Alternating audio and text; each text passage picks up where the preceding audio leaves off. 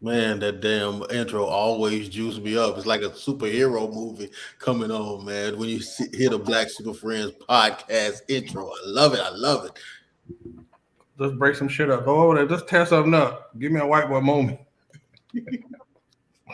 Go in there and risk your deposit. Just tear up some stuff. It's so crazy. I can't help it.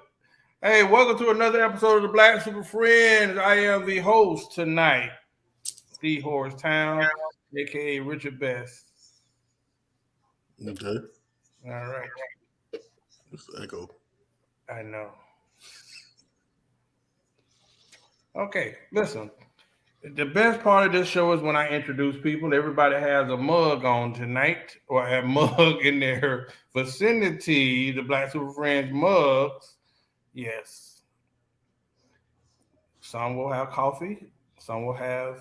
You can pour anything in it. I'll just say that. Anything.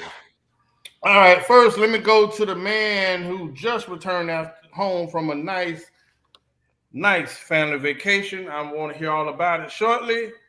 He has a new Harley Davidson. He has a new hat. He has a new set of new pair of shoes. That's how the song go. He got a whole new outlook on life. The beard getting whiter. Boy, you will know him tonight and forever on as Hardy Davidson Sr. Hey man, I had a good trip, man. I'm happy to be here, man. On Monday, man. On Monday. All right. I'm drinking Coca-Cola on air. Coca-Cola, fix me that check. Mm. Second, I'm going to my main man at the bottom, who is doing always got some fashionable, always has some thought-provoking conversation to bring to the screen. And tonight, he just says Chris Leo, but I always build him up. I always put something on him. I want to introduce you to the guy that my mama loves to see. And when he's around, I just seem to be the best kid on earth. It kind of takes the pressure off of me. Tonight, you will know him as the architect of confusion, the master Leo, Chris Leo. Thank you, thank you, thank you. You had me at your mama's least favorite. No, I didn't say that. But shout out to Bishop, right? Thank you for coming on. Your invitation is still on the table, Bishop. Your invitation is still on the table. I promise we won't even cuss on the episode that you come on, but we welcome you to come on the show. I'm gonna do my best to make that happen next week. And never say at least because probably one of her most favorites. All right. All right. Next, I'm going to the man who will behave tonight. He will have no infraction. He will have the best Wi-Fi this side of the Mississippi. He won't give me jokes because I am locked and loaded for your ass tonight. You will know him as the amazing Zay, the international ladies man. We will start with a pause, and with God's will, everything will go great. How y'all doing, fellas? What's happening? I know y'all missed me. I missed y'all. I missed y'all out there in live land too. But we're gonna get it cracking tonight. Welcome to another Monday night. Yeah. All right. First of all, I want to give y'all some news, but I'm gonna keep it short. On the Black Super Friends page, I posted a meme. It wasn't even a meme; it was a picture.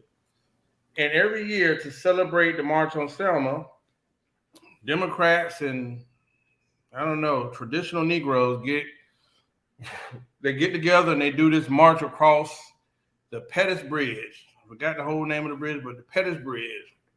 Very iconic because it's the bridge that Martin Luther King walked across when he was trying to get equality for black people in this country. The amazing thing is, in this country, we have been still fighting for the exact same paper, all the stuff that he wanted. We're still fighting for it, and it's 2023. Everybody else seems to get rights, and they tell you to vote, and nobody really ever pays attention to our list. I don't know why we keep. I'm about to start feeling like stop voting and just get your money up. That's what America's about. So, in my rant, I just want to say I was embarrassed, and I just told a lot of people. I sent this picture to a lot of people. Yeah, Jesse Jackson in a wheelchair, half dead. You had Al Sharpton, little body, big ass head. You had Joe Biden going left to right with somebody holding him up. And they were marching across the bridge saying, we want voting rights, and we want things improved. And you're walking with the goddamn president across the bridge, the person who do get you all of those things. If he made it a priority, hey, even an executive order probably get challenged in court, but you didn't even make that effort. So this is one of those moments as a black conservative, I say, bro, wake up with some hypocrisy. Y'all vote for these people. He's in Ukraine. He's at LGBT marches. They just gave a transgender woman of the year or something. Come on. Amazing. That is Horace Towns. Come on, black people moment. So next time you people tell you about voting, it's time to figure out what you voting for. If there was no such thing as Democrats or Republicans, where would we be? You would be forced to actually sit down and figure out what this person is about instead of just going Democrat, Democrat, Democrat. That's my rant. I don't know if y'all seen that, if y'all had any thoughts on it, but it's stuff like that just angers the hell out of me because it's like we keep doing the same thing and expecting change. Embarrassing. All right. Let me go. You know what? I'm going to go straight to my main man first. After a road trip up and down the Mississippi, my main man came home just like I don't even know that Bible story. But listen, Mario Hardy, a.k.a. Hardy Davidson Sr., traveled from his home to Tampa to South Florida with his family, and he came back to show everybody in town, look at me now. How was your trip, Hardy Davidson? That's actually pretty good, man. You know, it was unexpected. It was expected, but unexpected. We I had work in Tampa. My wife did also, so we thought we'd just make it a family trip. My mom, I was coming that close to Palm Beach, so my mom had some vacation, so she came up and spent the week with us, and we kind of hung out. You know what I'm saying? It was pretty good, pretty interesting. And I said, you know what? My youngest son, a lot of my family, especially the older ones in my family, have never seen him. And you know, the older you get in life, you start cherishing those moments because you just never know. So I was like, man, I can't miss this opportunity being this close to make sure they see, you know, the youngest of my camp. So I came on home, and then I just came in right quick and, you know, turned around and seen. But this trip, it was impactful because it was more planned out. I came in on Friday, kind of hung out with my homies, and then on Saturday, I spent all the time with my family. Then on Sunday morning, I got the hell on back on the road. I used to make this trip a lot when I was younger, and it seemed like a breeze. It's not so breezy the older you get, especially with two kids and the bathroom breaks. So I don't know if I'm gonna make that trip again in that manner. It might be just have to pack extra luggage and fly and pay the little baggage fees. But I had a good time, man. You know, this is the first time I ever went home and didn't have like a. Normally when I go home, I see a lot of people. I do a lot of things, and I kind of feel like I had to look this up. A survivor's remorse.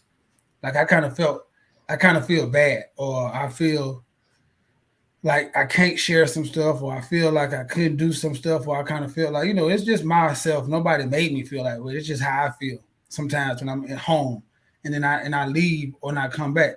But this time I didn't. I seen a lot of people and I had a good time. Like I enjoyed people. I seen a couple of my cousins. I want to give a shout out to my little cousin Rocky, man. He made my weekend. One of the reasons why I had a good weekend, man. I seen him.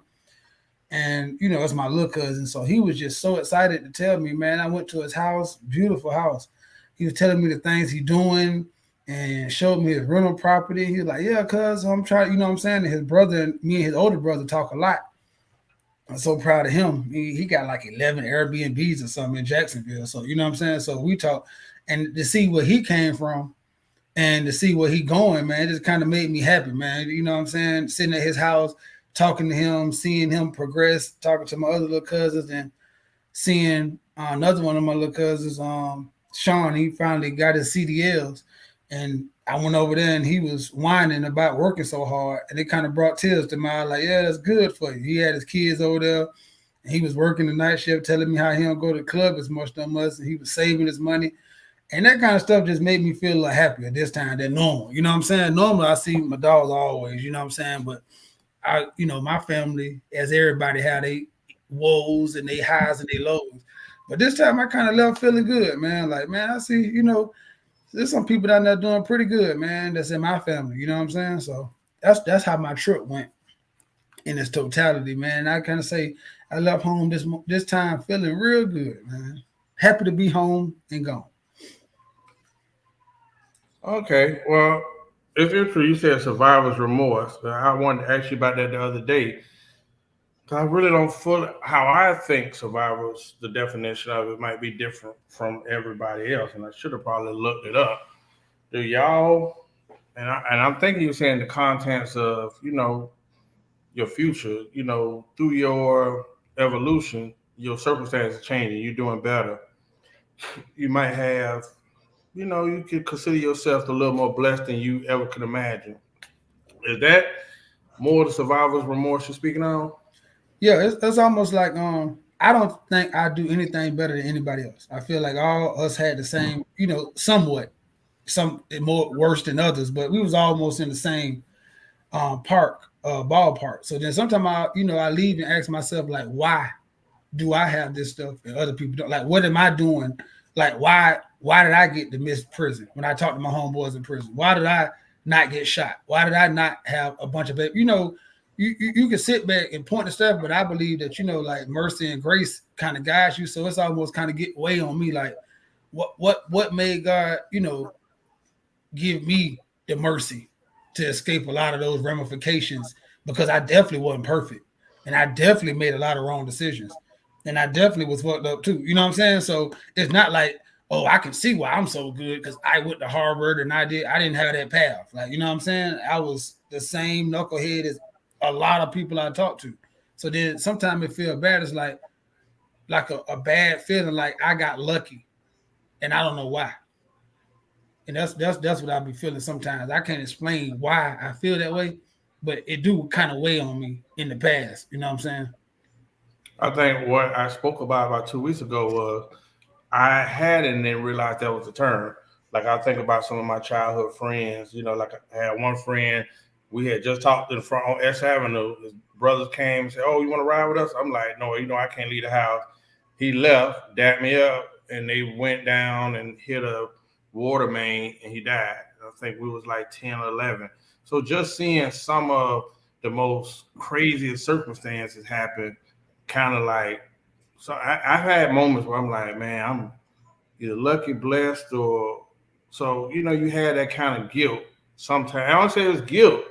You just look like you just put you into a train of thought. Chris, do you understand this survivor's remorse, and do you have it? I don't have it. I think survivor's remorse is for people that has got themselves to a certain level of success where they can look back and say, well, I've survived that. I don't think I've came that far. I'm still in that process, I say. I'm happy. I'm farther than what I used to be. I mean, what I used to be. I'm doing better than what I used to. But I haven't survived, or I take pride in being able to survive the things that I've been through and things like that. So, no, I don't have survivor's remorse. It's amazing that personally, it's amazing that you say that. To me, considering like I have a high admiration for who you are now and all the things that you achieved. I don't think you give yourself enough credit, considering what some people may consider handicaps or things that you might not per se have had. Like brother, you work hard, you've been intentional. And I remember sitting on S Avenue, sitting in that rocket chair, talking about things you want to achieve, and to see you actually have them and make those difficult decisions. So you might not have survivor's remorse, but I definitely can say that, bro. Like I've seen you go 100 miles in a positive direction, and I think you're gonna continue to do such things, man. I always gauge myself like this. Uncle Junior always tell us about 5-year plans, and that was foreign to us. But I always remember staying on S Avenue, me, you, and Pooh. That was one of the moments that made me get my life together. Yes, yes, yes, So, yes. so, so to see us all where we at now, I couldn't imagine the people that did advance and then some of the people that didn't, really move from where they was. So That that was made my survivors remorse looking like certain people, I feel like you had opportunities and potential, and you didn't take advantage of it. Not seeing like, bro, life is a gift, and you ain't taking advantage of it. But that's just my thought. Zay, the international latest man. Okay, Chris. Before you go, I hate to, but I like to thank you, man, because that was a dark time in my life when I had to move back home. I had to move away from my daughter. I had to move in. I moved in with you and your brother, man, and I appreciate y'all welcoming me in there. But that was a dark times. They used to come through. But they was going through it at that time too. So we was in the trenches. I don't know what it was about that little 2 or 3 years, man. But we was grind. I think Zay had just came back from St. Louis, maybe or something like that, and we was all. That was like man boot camp. 2 years. But I really want to say I appreciate y'all, man. Your whole family welcomed me in. It was rough, bro. It was really rough. I was at a real low point in my life when y'all let me lay up. You know what I'm saying? I appreciate it. That was some of the most fun times of my life. So, those Saturdays, everything, bro. Listen, you keep saying that, Chris, but we family, bro. Much as I be wanting to kick you in the ass and vice versa sometimes, we are family. Like, bro, God put us all together for a reason. Like, I look back on 30th and how we all came together. That's by no mistake, man. But listen, I remember getting a letter from Child. I don't think I was going to go buy something, and Child Support gave me a letter where they took my money, and I was like, I have my son, and they took my money. Like, man, I couldn't win. There was some dark moments, boy. I'm talking about. I was in the front yard crying, like, so cussing the sky, like I'm raising my kid. They just took my money. Like, bro, you can't make that stuff up. Zay. Man, survivor's remorse. I don't think so. I think I had a different remorse. Like Chris, you spoke on a very important time, moving back from St. Louis, because I left here early, didn't know a soul in St. Louis, moved up there, did really well, and then came back home to like, what the fuck is this? Because it's a bigger city for one. Let's just start there. So everything else is, even though to them they wouldn't understand why I moved from West Palm Beach to St. Louis. That demographic there is a total different layout from what we're used to. So me coming back, I kind of kicked myself. I was kind of mad at first, like, damn, why did you come back? Because I did have some of those opportunities that Horace talked about. I stopped along the way on. I think when I drove back, I stopped. I hollered at Hardy. If I ain't mistaken, shoot, I offloaded some stuff that'll help him furnish his first spot that he had gotten. That house was huge and empty because my boy just we was getting to go, getting going. Had an opportunity there. A good friend of mine had offered me a job, said, you got to go back home. You can stay here. But God still brought me back home. So I got to bump into the people that Horace was talking about, that get afforded opportunities and just don't take them. And I think when you said survivor's remorse, Hard, I'm stuck on it because I don't feel that way. Like I've changed. I used to be that way, what you're talking about, because you feel like, dang, I'm not any different from any one of them. He's one of the guys. I want to see them get the same attributes and accolades or ascend that ladder the same way that I did. And then I started realizing it's choices. You know what I'm saying? They make choices. They choose to do this probably because they haven't seen much more than what we're accustomed to seeing in our small circumference. And so they just don't believe. So like you said, Horace, they don't think that they're doing as good as they are or can do even better than what they're doing. And I think that saddens me. But one thing I had to learn about that is that's the choice that they made. I used to always say it's bad luck that they had, but it's just bad choices. And then I had to put my head down because my heart is big. So I'm always trying to help others get up. And I don't do so much. Then they start to drain you. And so I'm just starting to learn with that. Like, yeah, I don't have the remorse. I love you with the love of the Lord, but it is every man for himself and God for us all. And I pray that they get it right. And if they don't, I'm going to still love them. I'm my homeboys, but I got to keep on trudging because that's what I'm quite sure they would do to me. That's how I feel. But it's no survivor's remorse. Always a grandiose time. Yeah, well, yeah, I can testify that one. Let me ask you guys something. Cause I swear, bro.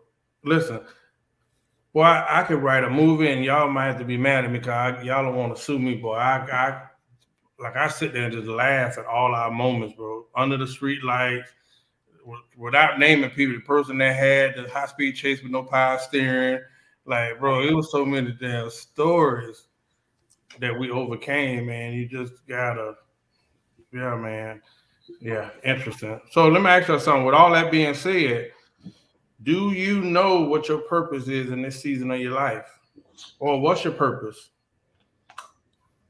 What's your purpose I'll in take this? it first. I'll go. I toyed with that one for a little bit because I'm always me and Hardy have these conversations about purpose and what is it that you actually want to do. And man, my gift is my curse. I'm good at a lot of things, or I learn things quickly. You know what I'm saying? And so it's for me, I have a different problem than most people. Most people are one trick ponies. It's like I'm good at this, so I just do this very, very well. But for myself, I'm good at a lot of things. So it's like, damn, say, what do you do? Which is a whole different animal and beast. But what I got from it is just building. Right now it's a building phase, and I was thinking of it. I'm like, I feel like Daniel in the Lion's Den, only because I have so many ideas and things that I want to do, right? And it's just like organizing them to get them together. But it seems like you're failing because it's not coming to fruition the way how you envisioned it. But yet, what Horace alluded to with Chris, everyone sees the miles in distance of who you were and where you're going, except for you. Mhm. So you gotta have faith that you're not gonna sink. You're not gonna be eaten by the lions, as I alluded to Daniel in the lions den, because that's a scary place to be. So your rock is faith.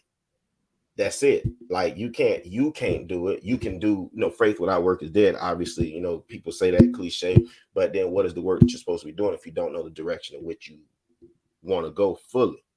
So you got to rely on whose plan is it? Well, it's not Zay's. It ain't even my life. So I feel like I'm in that phase right now. So I'm laying my groundwork, and I hate it because I feel like I should be in a skyscraper already. But delayed gratification, which a lot of people do not have. And we live in the microwave generation, so everyone thinks that I started a business today, I should be rich tomorrow. Unfortunately, it don't work like that. So I'm going through that trench of, man. Sometimes as entrepreneurs, we feel like, did I make a mistake? Am I doing the wrong thing? Well, I think that I'm right there. So I'm just building. What I'm building, I don't know yet, guys. They continue. I'll let y'all know, but I am working. So I'm in the building stage in my purpose phase right now. What about you guys? I can't hear you. We can't hear you. That was smooth though. Chris Leo. Oh man, this question stumped me too. Well, yeah, I'm stumped by it. I don't know. I don't know what's my purpose. I think that when I think of purpose, I think that it's connected to it has a religious foundation. I think to have purpose, you must have a creator, and that was because someone had to think of you or create you and put you here to have a purpose. And I don't know how to I don't have the gift of discernment. I don't know when God is talking to me. I don't know when how to translate these things, messages from God. I just don't know how to do that. So me, I personally, instead of thinking about my purpose, I think about my reasons. I think my reason is, a lot of my reasons is from my daughter. You know what I'm saying? I think that I want to be the dad that I always wanted. So that's a big thing to me. But I wanted to always take care of my family. I wanted to be the reason why my family strives. That's how all my life I tried to try. Even with basketball, I wanted to play NBA so I could take care of my family. I left school, got into doing things that I shouldn't have been doing to be able to take care of my family. Then music, all these things, the driving force was to be able to take care of my family because I thought that was my purpose. And I think that if I had to choose anything for a purpose, it had to be like, I think I'm here to serve. I'm here for service. Like I take pride in being the person that you can depend on, that you can call if you need some help. If you need somebody to talk to, you can hit me up. I'm available for that. Even my business, I made a business so if you need something moved, I can be of service to you. I Same coach services. basketball, so I can be of service. So if anything is my purpose, I would think my purpose is is to be a man of service to people. So I don't know if that completely answered the question, but that's all I got. Sing services. If you guys didn't catch that, he picks up in a pickup. Just so y'all know. Well, Chris. Chris, I know you, my brother. We struggle with that same thing. I too don't know when he be talking to me, how he be talking. I actually had that conversation this week too. That might be something we expound on at a later time. But I'm with you, bro. Like, we got to figure that out though, because man, that discernment I struggle with too. So, Chris, Leo. I talked to my mom until I was about to start my church, start my ministry. You know what? Let's have a moment. Maybe we should ask each other what we thought each other's purpose is, or what we see in each other. Because the reality is, bro, like I say, man, I have a lot of respect for you. We have different approaches to things, but when I do look at you, you told me one thing that I hated, and I understood it because it changed my life. You told me one day being a big brother is a sucky job. Remember that? I have a gift of being able to give advice to people that's in much better situations than I am. That's just my gift, dog. You can come to me a multi-millionaire and I can put you up on something and I ain't got a dollar. Well, I say that all the amazing, same, ain't it? but it changed my life because it made me understand that certain things are, it's almost like we all have a cross to bear. So a lot of people sit around and complain about life, da da da da. We all have something that we have to overcome, right? A lot of people say F it. That's how they turn to substance abuse, and certain people just give up on life. And then you got people that allow that to motivate them.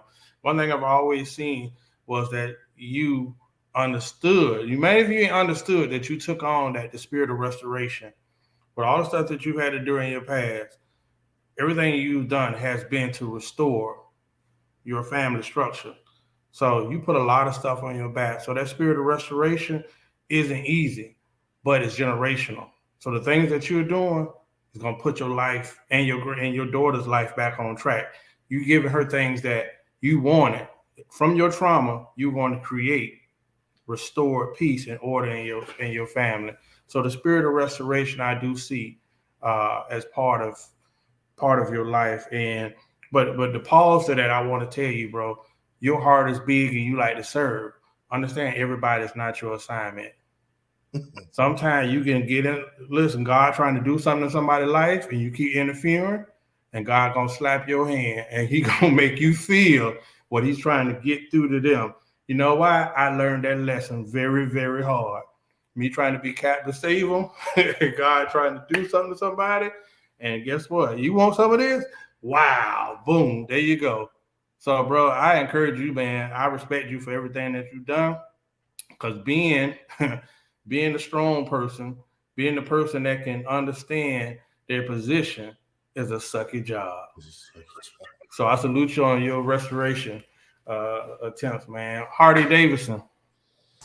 It's interesting to sit back and to listen to y'all version of purpose is interesting because the question was what's your purpose in this season? And I specifically said season because your purpose can change in life as you grow, just like everything else in life, right? So it's not and I think a lot of times people hear the word purpose and make it bigger than what it's supposed to be when it's actually shifting as you growing and as you accomplishing stuff in life, right? People hear purpose and think, what am I supposed to do through life?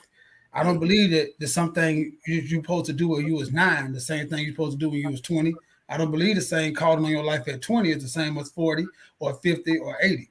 I think that in life, you can have different variations of a purpose because just like you have different usage of yourself, because you might be in different environments. So your purpose might change because, like Zay alluded to, you have different tools in your toolbox. So even though you've been using the wrench or whatever it is so much, you might be used to that, but you just don't know. You have other tools too, and you have to switch your purpose to your attitude that you're in sometimes. That's how I feel. I'm not a pastor.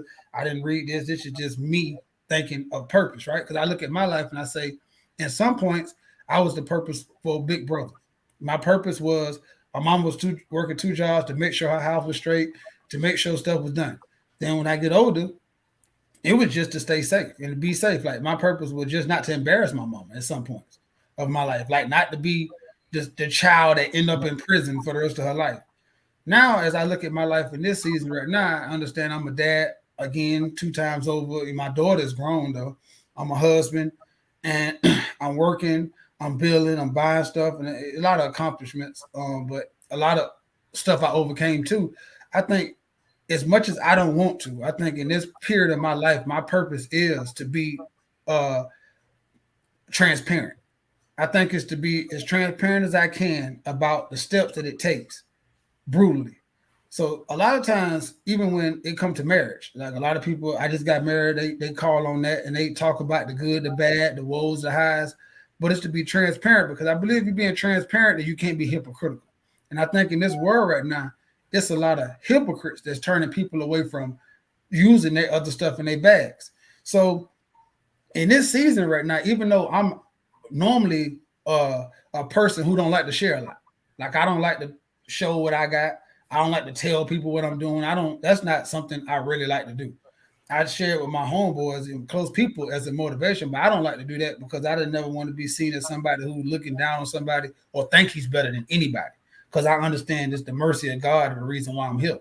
But I think in this season, that God calling me to come up out of that and to show more so I can have more to say about how I got there and to speak about the mercy of God and how he took me through and how the tenacity, because a lot of people, they see the, not even the finished product. They see where I'm at today, but it's been 15 years of getting to this point. And people closest to me have seen those 15 years, but a lot of people seen D Hardy, and then they come to see this person. It's like, whoa, whoa, whoa, it just happened, and it didn't happen overnight. You have your woes, your ups, your downs, and your tenacity. And I think in this season, which is uncomfortable for me, it's a season of sharing more than what I would like to. So I think that's my purpose. Chris, I'm gonna say this and I'm gonna let it go. Chris alluded to the purpose of serve. I think, see, from the beginning of the time God created Adam, and the first thing he did is give him an assignment of work. So as a human being, believing in God or not, your purpose is always to serve, because that's what you was created for. So he didn't give, that's what we are created for to do. So the restoration part, what Tootie was alluding to, is even more in depth, because what happened is that's tricky, because I also felt like I gotta be the one. I gotta do this for them. I gotta do this for them. But then Tootie also alluded to one more thing. See, Jesus went to the cross to save, and God let him go. It won't be another one before or after. So you can't save. All you can do is help people along the way and plant seeds and then hope it grow. And that was a hard thing for me to learn. That was a hard thing for me to learn, because you love people and you damn sure don't never want to leave nobody. And you don't want to have nobody go. And that's when I think that survivor's remorse part come in, because sometimes as you grow in life, and you look around, you're like, damn, a lot of people in the rooms I'm in right now, I don't recognize. These not my people. And then it make you feel lonely. It make you feel like, fuck, like I want my people here. Like, you know what I'm saying? But I learned in this season, if you have the calling of restoration, nothing can stop that. You see, that thing about that is, if you're put here to restore, then you have to have your head zeroed in on the promised line, because what happens is if you keep grabbing back, if you keep doing that, the restoration process will never happen. You will never get to a point where you can actually restore, because you keep tearing yourself off and giving yourself a part of yourself away. So I think that's just important, man. You know, what Zay was alluding to, especially about growing and not knowing. I think that's a fear of every man. I think that's a fear of every human being. That's why we're scared to die, of not knowing, the unknown, what's next. Even Christians who say they believe in heaven, still scared to die, because you still in the end of your heart believe that I don't know what's next. You know what I'm saying? So I think that if I was to tell people about purpose, I would say don't focus on the biggest thing of what I'm supposed to do in my life. It's in this season right now, like, because everybody in different ebbs and flows in their life, right? So you know you're gonna have some rainy days, some sunshiny days. So you got to recognize what season you're in and say, what am I supposed to do to be a blessing to people in this season? And I think that's how you find your purpose or where you at right now, if you ask me. Yeah, it's interesting because you said purpose in this season. Boy, I thought about that for all day, somewhat, right? Because my purpose, see, my intentions not necessarily be my purpose. So right now, what I'm working on is legacy. Like everything, I'm doing a lot of stuff that's not really for my benefit, but in my mind, it's like creating opportunities, whether it's for my boy. Like I'm working on some stuff for my boys. That way, even if I'm not here tomorrow, I did do the work and put stuff in place, to give them somewhat of an edge. Me trying to retire my mom, certain stuff that I'm doing is legacy. And so I don't know if that's tied to my purpose because that's what I want to do. Um, I'm the things that I get from Pastor Lovett is mentorship because I have a lot of questions. You know what I mean? And we don't often have. We talk about a lot of stuff as far as guys, but we don't have these type of conversations a lot. So I applaud us for having those type of conversations. But still trying to figure out, man. God is taking me in different doors, and some of the stuff feel like it's meant to be. Like I'm getting ushered in to those situations. I have the most unique stories. Next week I'll be in D.C. on Capitol Hill talking to different peoples and members of Congress about housing. I never pictured me being this deep into housing. Hell, even being me, I don't have a master's degree and all that stuff, but I actually have the same person from 30th Street who was not innocent can say that he knows the former president of the United States or the governor and stuff like that. So I still struggle with my purpose, but I do understand that. So I learned that a lot of blessings come through me and opportunities. So I may not per se get blessed as much as I think I should, but then I look around and say that I have been blessed. So purpose part in this season, I'm still trying to figure out. I just keep being intentional. So in the meantime, until I figure it out. But one thing I will say, I don't know who made that point. Bro, I have no fear. Like Mark, you was talking about when Christians that say they believe in, God and all that, but they scared to die. One of the biggest things that changed my life was not being afraid to fail. I think a lot of times things that helped me is losing my fear. I had a lot of fear in my early life. Right now, I do stuff. I don't care about who's gonna say what's gonna be the joke, and I've done pretty well doing what I wanted to do. And I don't think a lot of people do that enough.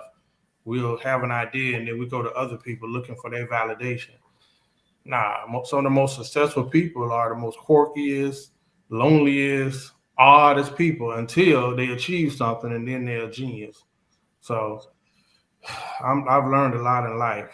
So yeah, interesting. Chris Leo? I don't know why you had a thought that you weren't gonna be able to make it this far in housing. You remind me so much of Ben Carson. Yeah, that's interesting. I don't even know how to take that joke. Is he the leader of the housing and development or something like that? He was the interesting part of it. The man is a master medical doctor, right? And Trump put him over housing, and it made everybody laugh. But the brilliance of it, if you meet Dr. Carson, he doesn't fail. He came from Section 8 housing, and guess who was the most beneficial person that you had in 20 years? It was Ben Carson who was like, "This is stupid. I don't understand why everything's so tough." He went in there and green lighted all these projects and said, "Hey, just get it done. We'll figure it out later."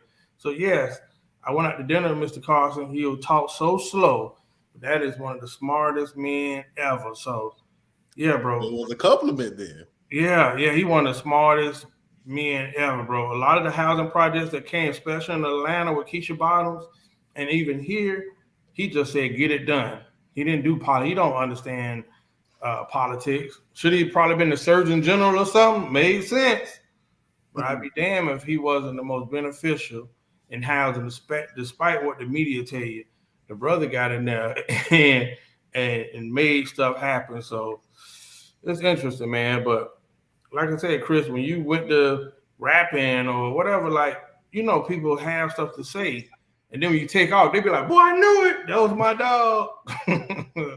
Yeah, I see people have more pride than they have courage, man. And that gives back a lot. So, with that being said, I'm going right back to Chris Leo. Mm. Who is the most influential person to you right now in your life? Right now, at the age of 30, whatever you are, who is the most influential person to you right now? Okay, well, that's another question that I struggled with because I don't know if if there's a man that's most influential to me. I would like to say that I think that is a more than a man, a movement. I think it's more of a movement. Like I'm influenced every day by the manosphere, this man movement that we see that's sweeping the internet. I personally like to think it came when the explosion of Kevin Samuels, well, it opened our eyes to a lot of things. It opened our eyes to dating. It opened our eyes to what women actually want, and we got to hear them say the things that they interested in. So it's like the curtain got lifted up. So if you're getting played nowadays, you can you don't have no choice because there's so much information. The internet is about men exchanging game with each other, and I think that's amazing. And it ain't just it doesn't just end at dating. You can get spiritual information on the internet now from men. I hardly put a TD Jakes sermon in the group chat every week. You know what I'm saying? You can get financial information. I just like this new form of information. I think that we are new media because if I like to think that this whole explosion came when the explosion of Kevin Samuels hit. That's when you start to see so many men getting on the internet just speaking their mind. I like to also say that we did a show on Kevin Samuels' explosion when the average at best video came. So we was pre explosion of Kevin Samuels. So we are part of this new media. We are a voice in this new uprising of men saying how they feel and talking in their space. So it may not be a man, it's this whole movement that's very, very influential to me. Every time I get on work, I want to hear a podcast about something, fathers being fathers and men being men and stuff like that. So I just think the whole manosphere altogether is the most influential thing to me right now. Zay. I don't know. This one stumped me too. I have, It shouldn't, Zay. but it does. I'm And right it's here. not going to cross yourself right off the list, buddy. That's what's wrong with that's what's wrong with you right there. I do not aspire to wear Buddy Lee jeans. I am all right. Oh, you son of a ball. No, but no, that one, I don't know, man. Like, I'm with you, Chris. I don't know if I could put it to one person being influential. It's so many things that have changed or that we've learned and learned to unlearn.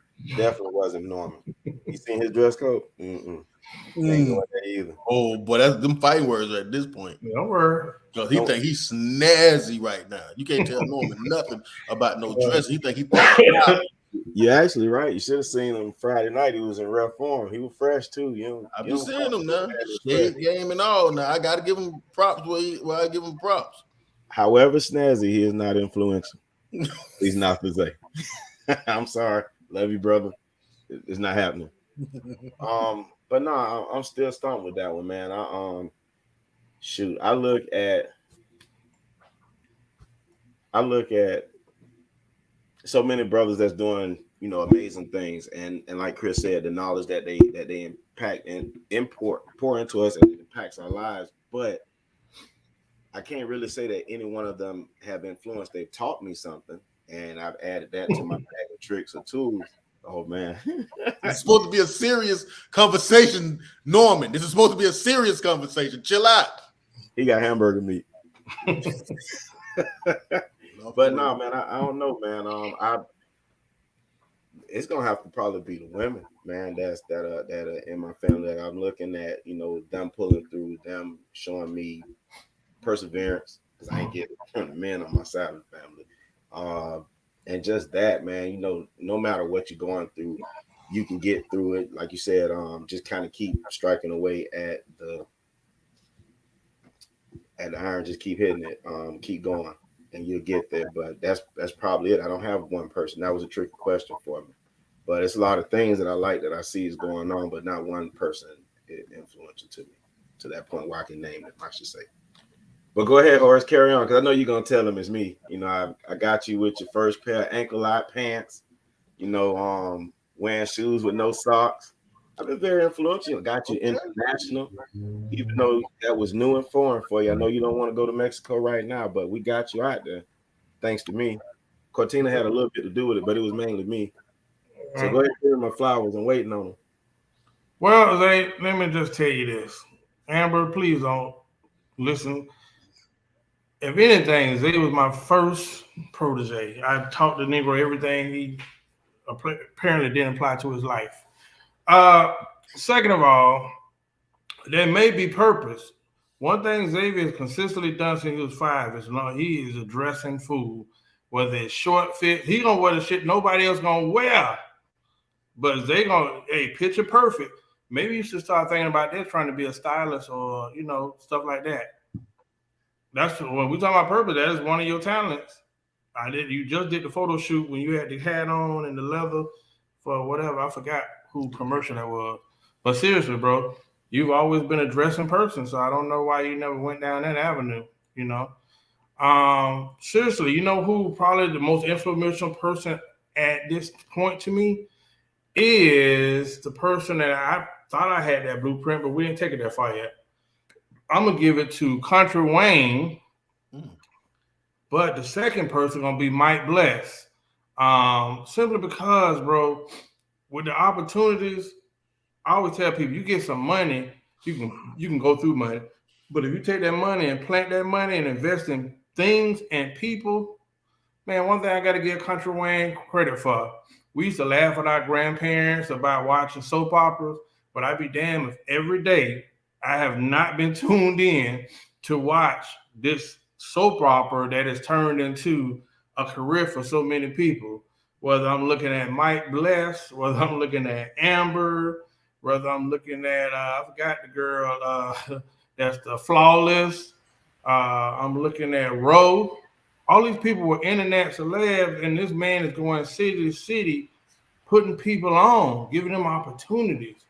So, bro, like, he didn't listen. He left all those other. He is doing it right now. So I gotta give my respect, and I gotta say that Country Wayne came and did something I wanted to do, and I kind of seen that blueprint, but he's taking it to new heights. All the people he employed, all the segments that he's pumping out, all the money he's making off of these reels and clips, man, that's amazing. That's like he's like another Tyler Perry. This brother actually went out and created his own thing, and I'd be dang if we don't tune in every day. And I like the messages. And second of all, my brother does not cuss on any of this stuff. So some of the segments are funny, but it's something that I gotta respect. The brother took his money and turned it into his own network before the networks come to him. And he got, like he said, he got 10 kids, but I think we had that formula. Our time is coming, but respect to Country Wayne, and second to the big homie Mike Bless. These people are taking advantage of their opportunities. Ro, you is gorgeous. Amber is gorgeous. Like, to see that kind of black excellence right now, I got to take my hat off to them. And y'all should check out those segments because it really touches on a whole lot of stuff that I think is really impactful right now. Hardy Davidson Sr. Hey, that was a good one, Horace. I watched him every day, and I seen the progression of it too. I seen it from when he was doing all the stuff and had one cameraman. His kids is in it. He gets his kids money. His brothers was in it. His daddy be in it. From a person who coming from right outside of Macon, in a little small town right outside Wild Hunted. That was a good one because he has a soap opera. Every day he puts like 5 or 6 or 7 shows up, and they get millions of views. And he on show and Mike running it. So you know what I'm saying? And then this person directed it. So he put a lot of black people. That's a good analogy because he is like the internet Tyler Perry. Mm-hmm. That's a good one. But I would say mine is Dr. Boris Watkins. Hmm. Um, Right, I boy. listen to his show like faithfully on about like as we spoke about like me trying to get to the next level and like and trying to get knowledge that I didn't have growing up. I like you said I didn't go to school to be a mathematician. I didn't study economics at the highest level. So right now, one thing people do is know how to get money, but a lot of people from our demographic don't know how to multiply their money or keep their money. Mm-hmm. Um, Watching him, one of the things I like that he do is begin every segment with telling you what his show represents. And he was like, we're going to talk about culture and we're going to talk about the betterment of black people in economics. Anybody can watch my show, but we're B1 crowd, black first crowd. So I'm not saying I'm going against anybody else, but my job and my show is for the betterment of black people progressing economically. And I think he give a lot of game out. He speak a lot about a lot of stuff, and he's a money and an economic mind. So you're gonna hear political stuff that he don't get into. You know, he don't get. That's what I'm saying. He's gonna give you what's going on behind why the Democrats say this, why the Republicans say this, why housing doing this, why housing doing that. And I think a lot of times I told myself this year, like, I got to make room to not make an excuse and grow.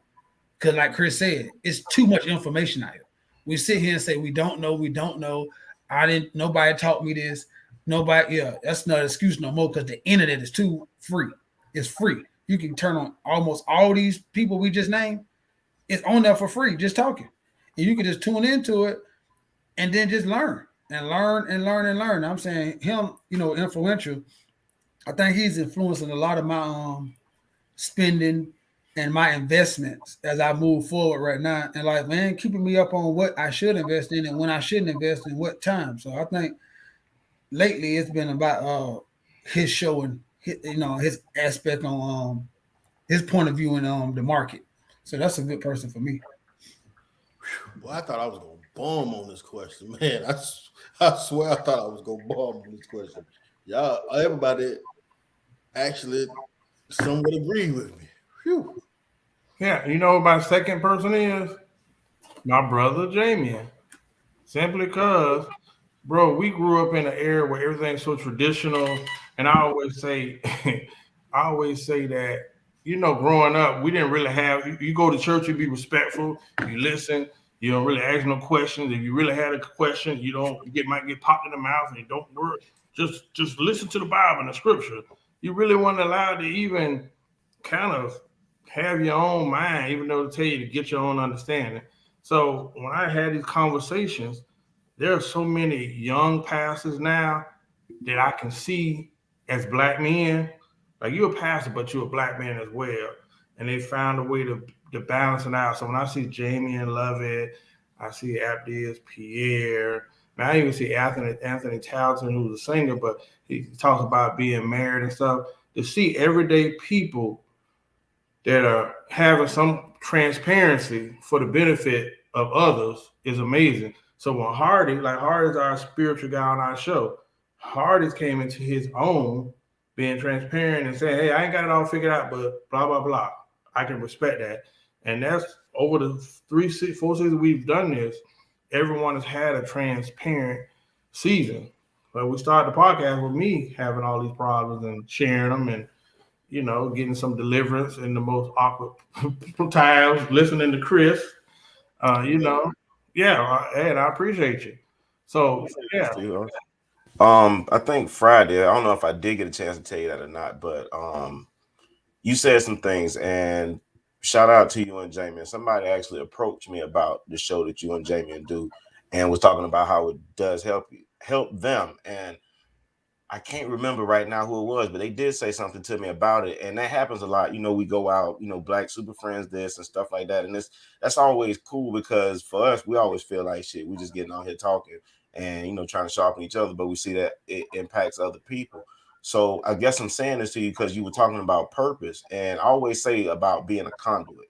You know what I'm saying? We're conduits.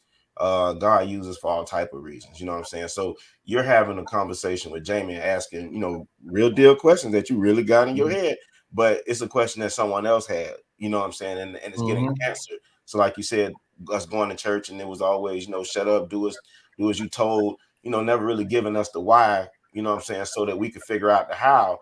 And you're kind of doing that. You're putting the pieces together for people. We always talk about communication and how comprehension is always missed. But that little breakdown and segment that y'all doing is helping and impacting a lot of people. So that could be a part of your purpose right now in this season. That's just something I saw. So I'm just sharing it with you. But that dope work. Because if somebody stepped to me about it, I'm quite sure they said something to somebody else to get them to watch or whatever the case may be. So that means y'all doing the work. So flowers for that right now, to be honest to you. Yeah, I definitely appreciate that. I'm gonna tell you, we do have some notoriety. I was in the inlet with 2 other black super friends, and the biggest girl at the bar said, "Oh my God!" She grabbed her by her face. She said, "Oh my God, I watch your show all the time." I said, "What show?" She like the Superman. I say, "There's 2 of them right back there," and I pointed. So I don't know if she came over to y'all, but yeah. She asked me for your number. Boy, I know you can love me. I'm telling you. You would do something like that too.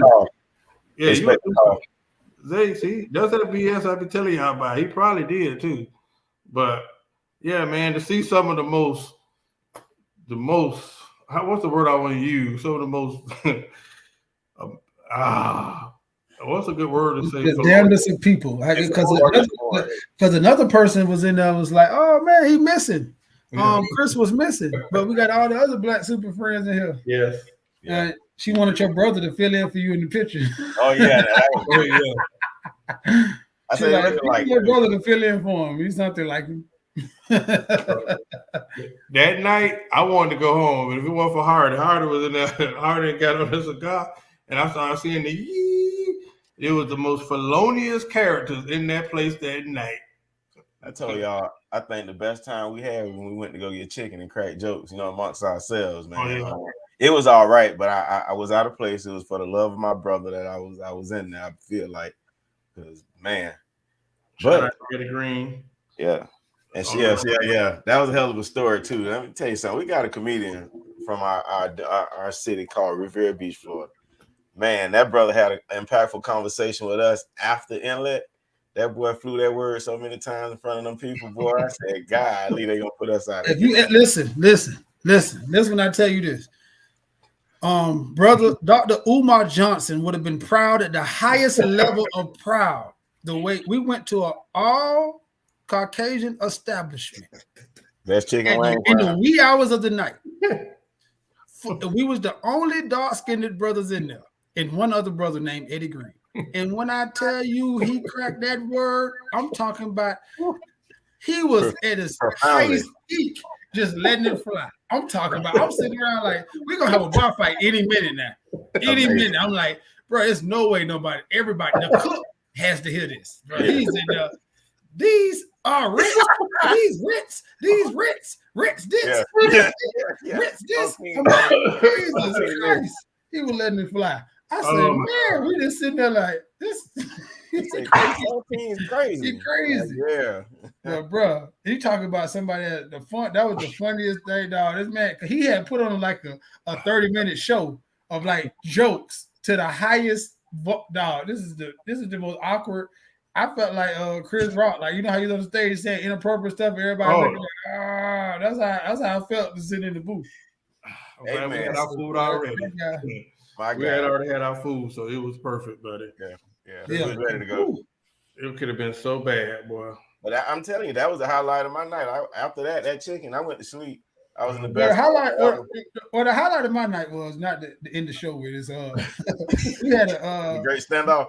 Yeah, we had another one of our brothers who caused himself so influential.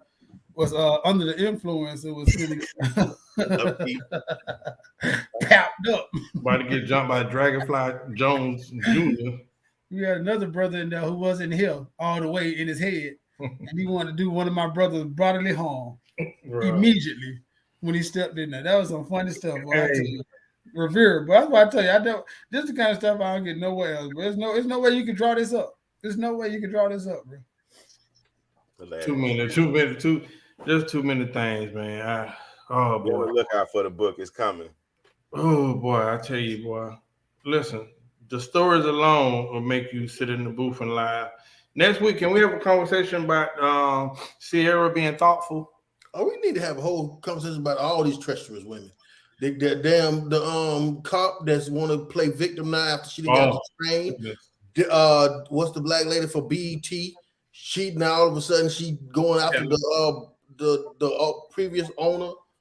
Uh, man, Brittany Griner accepting an award for what she man.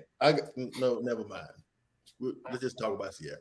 Next week, let's bring on some estrogens to have this conversation, man. Listen, this might be the shortest show we had in a while. If we can get through the closing comments without a benefit or a benediction.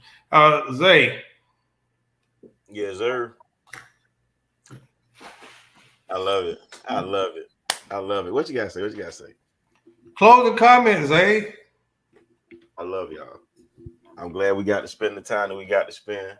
You know what I'm gonna tell you? Tag a friend, share it. It don't cost you nothing, and buy a mug before we start mugging you. God, this don't make no sense. Y'all say y'all fool with us, but y'all ain't got no mug. Hit the cash app too. BSF Worldwide. We out. Amber, don't be mean. Mario. Hey man, we appreciate y'all coming, man. Like I said, I had a great weekend. I can't wait to get, man, my new endeavors. I can't wait to see all of y'all new endeavors, man. It's a beautiful thing. We're gonna keep growing, keep doing it. We got to put together a live show this year. Me and Horace was really coming to the understanding of it again. So it's a need because it's a lot of people who really what I think will come in the city of Red Beach to come see us talk and do what we do best, just be brothers on the stage. So we got to make that happen, man. We got to make that happen. So you can help us make that happen by buying a mug and hitting the cash out. Those two things will go far, a long ways for helping us to be right in front of y'all face so y'all can give us y'all point of view and y'all questions right face to face. Thank y'all for tuning in. Amber, what's your problem? All right, Chris Leo. I was supposed to not give a benediction, but I am. Before I go out, I would like to, I don't know if it's an apology, I don't know if it's a correction, but last show, I sat here and I defended Will Smith to the death against my compadres. It's getting good. Because I honestly felt like Chris Rock was out of line. But then I seen Will respond. Well, he said that he was hurt by the Chris Rock special and how he don't think Netflix should have aired it. They gave him a platform.